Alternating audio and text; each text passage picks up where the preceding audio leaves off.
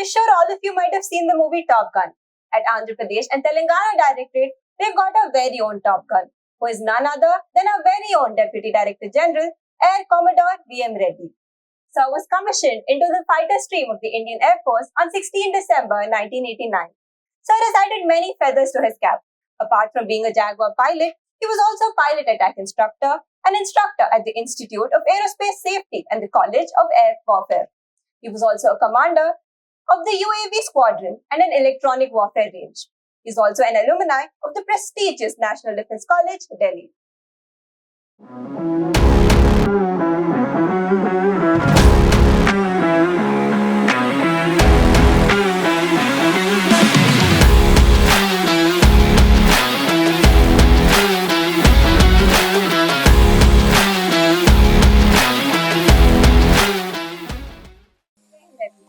Welcome to another episode of Yuva Limitless. You are limitless. I am Senior Under Officer Prem Kritika and I will be your host for today. In today's episode, we have a very special guest here with us today. We have our beloved Deputy Director General of Andhra Pradesh and Telangana Directorate, Air Commodore V M Reddy sir here with us today. It's an honor to have you here with us today, sir. Thank you. So you've had a glorious experience in the Indian Air Force. So what exactly was your motivation to join the Indian Air Force? Well, if you ask me, it was definitely not destiny. What has motivated me? Actually, if I think back as to how I did I join the Air Force? Way back when I was very young, I was probably about 8-9 years old. My father used to be somewhere near Hyderabad. He was a mining engineer. We used to sleep outside those days in open air during summers. One of those days, when I woke up early in the morning, I get to see an aeroplane flying on top. So I asked my dad, what is this? He told me that's a fighter plane. Those days, this flying used to happen from Hakimpet. Yes, sir. So these aeroplanes used to fly in that area. So I said, that's a fighter plane. So I said, Papa, I want to fly fighters. So probably in the back of mind, it remained that I want to fly. Though I never directly aimed to become a pilot, but as time went by, as I completed my 12th standard, this became a little stronger in my mind. I started finding out about armed forces, and then what really got me attracted was the flying part. I thought I must join the Air Force. So right from word go, after 12 though, I got admission into engineering colleges, I got admission to architecture. I really didn't join them. I really didn't want to. I told my dad, if I pursue them, probably I'll not my dream will not come true. My dad really supported me. He said, okay, go ahead and do whatever you want to. So that's how I wanted to become a pilot. So I aimed for it, and maybe luck was with me. I'm ready. Fortune always favors the bold, sir. Sir, and you've, as we know that you've been commissioned into the fighter stream of the Indian Air Force. So could you share with us any of your Top Gun moments from your experience in the past? And how has that helped you in training the cadets here in NCC? You know, Top Gun, it's a good movie to watch and enjoy for the 2-3 hours. Okay? Yes, sir. But if you ask about Top Gun moments, every fighter pilot, in fact, every pilot in his career will have Top Gun moments. Yes, sir. And there will be many more scary moments also. Okay?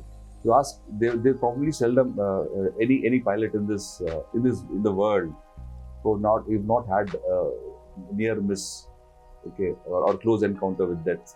Yes. That's how it is. That's how the risk factors involved. Okay. So if you ask the Top Gun moment, there are many, but I would say one of them which I really would consider Top Gun moment is firing a Seagull missile from a Jaguar aeroplane. Okay. So we had Seagull missiles. Post Kargil, we wanted to do some trials on the missiles. Okay. So when we asked for the missiles, Air Headquarters was kind enough to allot the missiles to us because these were life expired missiles. Yes. So there was a lot of homework had to be done. A lot of work had to be done with the missiles as to check the efficacy. We didn't know whether they were going to really work or not. Yeah. So I was given the chance to do this. A lot of hard work went in, 2 months of hard work to really ensure that these missiles are going to work on the aeroplane.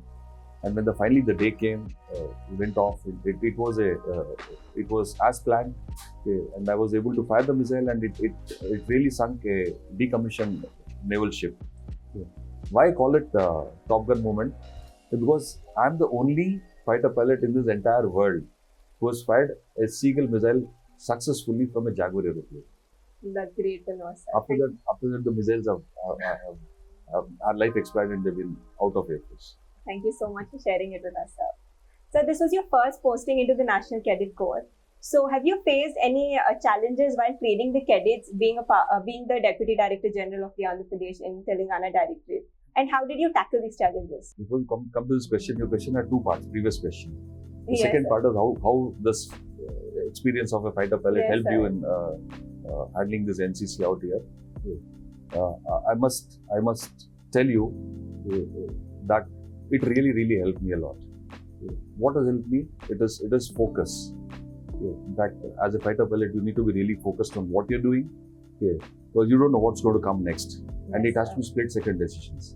All this over a period of time have enabled me to really work towards focus on my job, take them to a logical conclusion. If you look at it as I came in, focus, a lot of perseverance, pushing, all these things are required. This happens in fighter stream. It's trained me well. So when I got to NCC, firstly it was an unknown domain to me, Yes, sir. a domain which I was not aware of at all. Started learning. When I started learning, I started enjoying the job.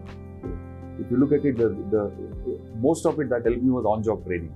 When I went for any of these camps that were happening, I used to go and attend the camps and sit there and sit with the cadets, sit with the sit with people and understand and learn things.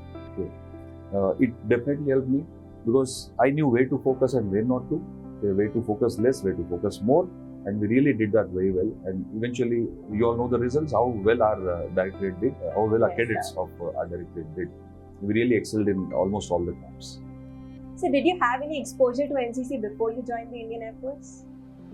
Yeah, of course, but it was a different kind of exposure, I must say. I was studying in Andhra Loyola College, Vijayawada.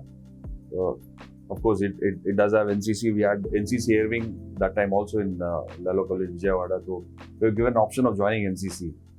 So I was one of the volunteers. So we were called to the ground in one of those afternoons, called to the ground, and it so happened that the gentleman who was there, now I understand is a PA staff, one of the Air Force, probably corporal or sergeant standing there. So, in fact, I was talking to one of my friends while standing there in line. So, he used some foul language. I'll not describe what is the foul language, but he used some foul language and abused me, which made me run away from there. I just turned around and I said, I don't want to join NCC, and I walked back. So that was the first encounter. Of course, I have one pleasant experience also. I'd done my first SSB interview. I didn't make it. I was really dejected and I said, what's to be done? What to do now? I didn't join my engineering. I didn't join this. I didn't do that. So one of my friends who happened to be in NCC Air Wing in Hyderabad, she told me, come, I'll take you to meet somebody.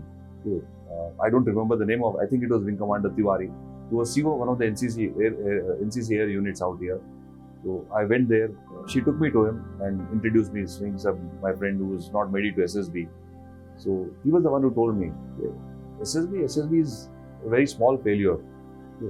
Do it again. You can go for SSB again. Then he asked me, like, have you joined NCC? I told him, so I've never been in NCC. He said, okay, probably that would have helped you. But nevertheless, he gave me certain tips. He said, you do this, do that. And that was my second pleasant encounter with SSB and with the NCC, which actually prompted me to do the SSB again and again. And actually, I cleared my SSB in the third attempt. There's only two encounters, exposure to NCC before I came here as DDGS. Sir, with that being said, you've been involved in training cadets for many central camps like the Thal Sainik Camp, Vayu Sena Camp, now Sainik Camp, and also the Republic Day Camp. So do you have any special experiences that you share with the cadets throughout their journey during the training to these camps? You know, I always want to say one thing. While you interact with the cadets, it is not that I'm teaching something. At the same time, I'm learning something.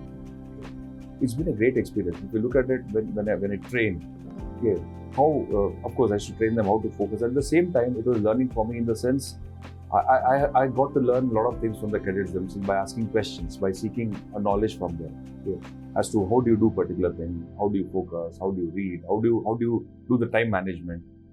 So these are all of great learning value for me. If you look at the time management part, the way I've seen cadets who have participated in Thal Sainik Camp, also participating in RDC, the amount of time they've spent in the camps and in this NCC training, and at the same time they're excelling in their studies. That's a great quality, I must say. The time sharing part is one thing. Secondly, the amount of effort that goes into each of the activity in NCC. Yes. I was really happy and surprised to see that yes, if you focus and if you do well, if you work towards it, the result is there to see. The cadets who have done well, I know them by name. Actually, I can take a lot of names, but the cadets who have really done, had the focus right and worked towards it, they've overcome so many challenges. There are cadets who have been rejected in the first go. They still came and asked us, sir, please give us a second chance, third chance. What they did is they went back, practiced, came back and did well. A few of them have really excelled. Few of them got rejected in the RDC camp. I still remember. So they came to us, sir, give us one more chance. We gave them a chance. They really prepared and came. They performed well. They went to RDC camp and they came back with DG's commendation. That's all. So these are all learning. I said, if you want to do it, you can do it. Great value lessons from you, sir. And sir, in today's fast-paced world, there's a need to be constantly on our toes and keep changing with time. So do you think NCC helps cadets to get adapted to this dynamic, ever-changing society in these present times? Certainly, without any doubt. Yeah. If you ask me, having been in NCC to the learning value for me also, and I would rather say every student should be an NCC cadet. I wish if that becomes a possibility sometime in future. Yes. Okay, you are half trained as a soldier. Okay. Imagine everybody whom you are training. Okay, he comes out as a disciplined soldier. Okay. What else does the country need? Okay, the country needs good citizens. That's what we are doing. The amount of training that goes into an NCC cadet. Okay. I can go to any educational institution. I can make them. They're all in their school uniform or college uniform. I can make them stand, and I can talk to them for 2 minutes, and I can say who are NCC cadets and who are not. Okay, that's a kind of training that goes into. In fact, I keep telling people NCC is not only National Cadet Corps, but I call it as nation's core competence.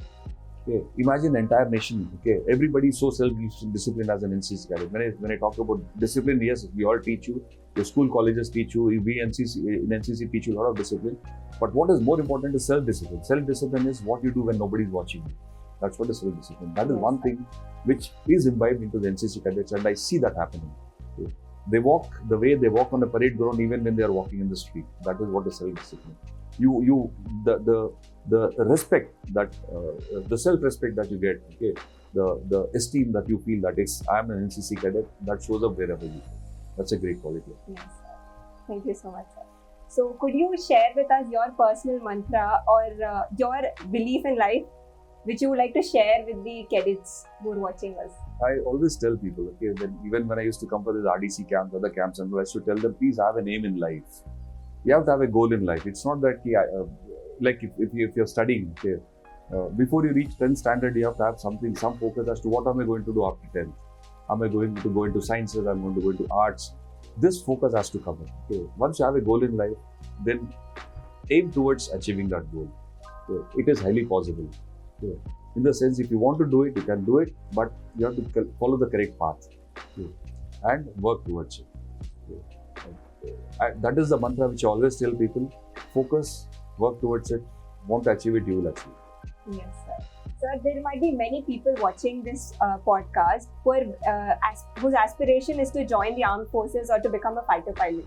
So, what suggestions would you like to give to them to fulfill their goal?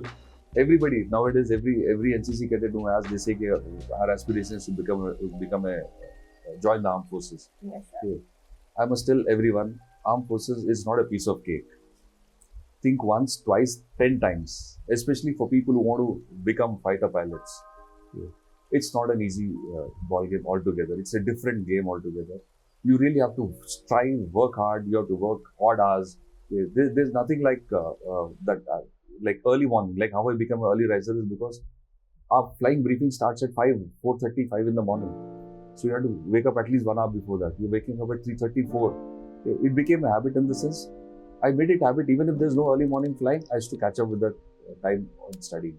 So it is not a piece of armed forces today are very, very technology intensive. If somebody thinks armed forces is my last option, then you're mistaken. being an IIT graduate, you join armed forces, there are people, I can give you examples. IIT graduates who have joined as pilots and they failed to complete their basic training. Not easy. A studious guy need not be a good pilot, or a studious chap need not be a person who can do well in the armed forces. You have to be all-round champion. When I say at least if not all-round champion, you should be jack of all. Only then you can become a good armed forces officer, whether it is Army, Navy or the Air Force. So technology intensive. The speed of things have gone many-fold. There was time when people used to say, okay, flying is kick the tire, light the fire. So it was like somebody carrying out checks. Now everything is so complicated. The machines are bigger, they are technologically intensive. And it's at the end of it, it is one man sitting there who has to control everything. There are no, even in multi-cockpit, dual cockpit fighters also, they got their role. The weapon system operator sits behind and the pilot sits in the front. They've got their roles and they're fully busy. Their faculties are so busy that they don't realize it. 1 hour of sortie after you come back, though your cockpits are air-conditioned, when you come back, any pilot who comes down from the cockpit, you see him is totally drenched from head to toe. That's how your mind is working, and that's how your body has to function. So it is not only in the fighter cockpit I'm talking about. When you get into the ships, when you get into the tanks, everywhere the games. When you get into helicopters, wherever. But what I'm saying is everybody wants to join armed forces. It's good to think that, but you need to really work hard to join the armed forces. Put in all the best people. Yes, I'm sure all the aspirants watching this video might have taken the message from you and will start working hard. Sir, you've had such a diverse background. So what would be your message to the youth in general, and especially to the NCC cadets and to Yuva Limitless? Okay, first to begin with, Yuva Limitless is a great platform. Okay, you NCC cadets have done a great job in bringing this up the way it has come up. Okay, I'm really happy. Okay. Now this platform it becomes a platform for motivating maybe thousands and lakhs of students in future. This is just the beginning. Okay. Use this platform. Okay. When it comes to me to tell you how to utilize this platform, okay, you please see the success stories and learn from them. That is most important. Okay, there are people, there are cadets who become officers who came and spoke on this platform. There are best cadets who came and spoke. Okay. What is the most important thing is listen to that and take what is the most valuable lesson out of their talk out here. That's most important. And then you have to imbibe those particular things. Whatever is good, you please start imbibing. Okay. Like any best cadet coming here will tell you a lot of stories, okay, as to how what was his aspirations, how he worked for it, and how hard it is or how easy it was. Okay. If you can take some lessons from them, take them forward, imbibe, and then everything will work into play, fall into place. If you really take the best part of it, go forward. Yes, sir. Sir, आजकल we have so many Bollywood movies showcasing officers from the stories of officers from the armed forces and fighter pilots. So whenever cadets come to meet you, they have that feeling as if they're meeting Shah Rukh Khan of Bollywood or Hrithik Roshan of Bollywood. So how do you feel when you meet the cadets and interact with them?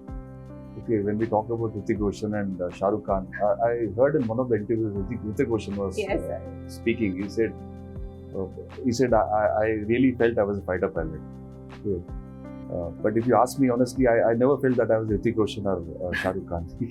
I'm myself. Okay. Every fighter pilot is a entity by himself. Okay. I'm not saying they're gods or anything, but there's a joke. I don't know whether you heard it or not. Okay. How do you know there's a fighter pilot in a gathering? You don't have to do anything. He'll tell you. So it's like that. Okay. No, every fighter pilot has got his own entity, and I'm sure Hrithik and Shah Rukh Khan, who has acted in this movie, I'm sure they really feel proud to be sitting in the fighter cockpit and getting the feel of a fighter pilot. Yes, so, but when I interact with the cadets, okay, if you say you people are nervous when DDG is walking up to you, I'm equally nervous when I walk up to the cadets. Okay. When I see those, especially JD, JW, this tiny tots standing there, and not tiny tots, but whatever school kids standing and the college, I may be the DDG, but when I think about the intellectual level, maybe I may not be able to compete with some of you. okay, the SDSW or the DDJW. Okay, I'm always worried about any question that is posed at me and which I may not know the answer. Okay, that's what my worry is. Yes, but thankfully, till date, it has not happened that I've been able to answer almost all the questions. Great to know, sir. So that's why I'm saying I'm equally nervous when I interact with you. Sir, in many recent movies like the Bollywood movie Fighter, and there's also a Tollywood movie called Operation Valentine, where they show a lot of fancy stunts being pulled in the air using aircrafts. So is that realistic? And up to what level is it realistic what they show us in the movies? Good question, but see, when you ask a fighter pilot, how does it feel to see that kind of stunts? Okay. They're called aerobatics. Yes. You must have watched this Surya Kiran aerobatic team, and they're doing the aerobatics. That is what aerobatics is all about. But realistic, yes, to a certain extent. But movies, if they don't show it the way they show it, probably they will not succeed. Even if you talk about Top Gun 2, which you have seen recently, Tom Cruise doing all that thing in this hills and ejection and post-ejection, what it does. Realistic part is ejection is possible. If a fighter pilot will survive, if he has a problem, if his plane, aircraft is shot down. Yeah. But post that is things which should not happen, the way things happen. Movies are movies. Yeah. They're not real life. Yes, sir. They take inspiration from real life. But we can't take inspiration from the movies and try doing such kind of stunts, we'll crash an aeroplane. It's advisable not to do what they do in the movies. Yes, sir. So we have a small rapid fire round planned for you. So we will be giving you a few topics. Can you describe them to us in one word? Okay, try. So the first word for you is Air Force Academy. Run, roll. Yes. Sir, the second word for you is Jaguar fighter aircraft. My dream cockpit. Great, sir. NCC. The best experience in my life. Sir, NCC cadets. Very dear to me. Becoming the DDG of AP&T Directorate. Probably the most coveted appointment I've ever come across. We're honored, sir. And finally, Yuva Limitless. It is limitless, absolutely limitless. There's no, sky's the limit. Thank you very much for your honorable time, sir. It was pleasure having you here. Thank you. That's all for today's episode. This is Yuva Limitless, you are limitless. Stay tuned for more and Jai Hind.